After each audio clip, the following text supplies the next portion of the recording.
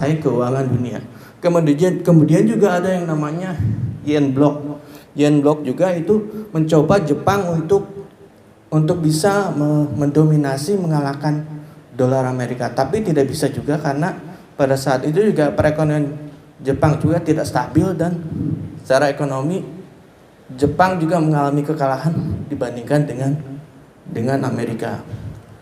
Nah kemudian ada mencoba untuk seperti itu lagi, yaitu yang namanya Euro. Jadi negara-negara Eropa membuat semacam persekutuan dagang yang namanya mata uang Euro, sampai sekarang masih berjalan, tapi tidak bisa juga untuk bisa mengalahkan Amerika. Dan yang sekarang yang terbaru adalah namanya BRICS. BRICS itu adalah persekutuan dari 5 negara, ada Brazil, India, China, kemudian Afrika Selatan dan Rusia. Dan ini ingin mencoba untuk mengalahkan dominasi dolar Amerika di dunia ya. Tapi tentunya memang tidak mudah. Ya, bagaimana caranya supaya BRICS ini bisa mengalahkan, karena secara PDB itu BRICS ini bisa menguasai hampir 40% PDB di dunia. Jadi bisa mengalahkan gerakan dari negara-negara G20 atau G7 di dunia hanya 30%. Silakan Mas. Nah ini yang tadi saya sampaikan, adanya kemunculan mata uang baru sebagai ancaman dolar, yaitu BRICS tadi. Jadi ini sudah mulai berjalan dan rencananya nanti bulan Agustus tahun 2023 ini akan dideklarasikan di Afrika Selatan. Dan sudah ada hampir 20 negara yang akan tergabung di dalam BRICS ini, termasuk diantaranya Indonesia. Ya, untuk bisa bergabung di BRICS ini. Apa sih keuntungan dan kelebihan dengan adanya bergabung BRICS ini? Yang pertama, nanti negara-negara di dunia ini tidak akan bergantung terhadap mata uang USD.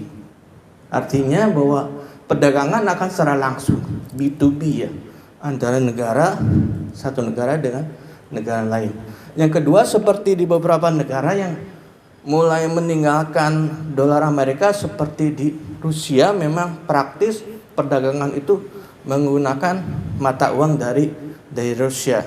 Kemudian dari Iran itu sekarang sudah menggunakan perdagangannya dengan cryptocurrency.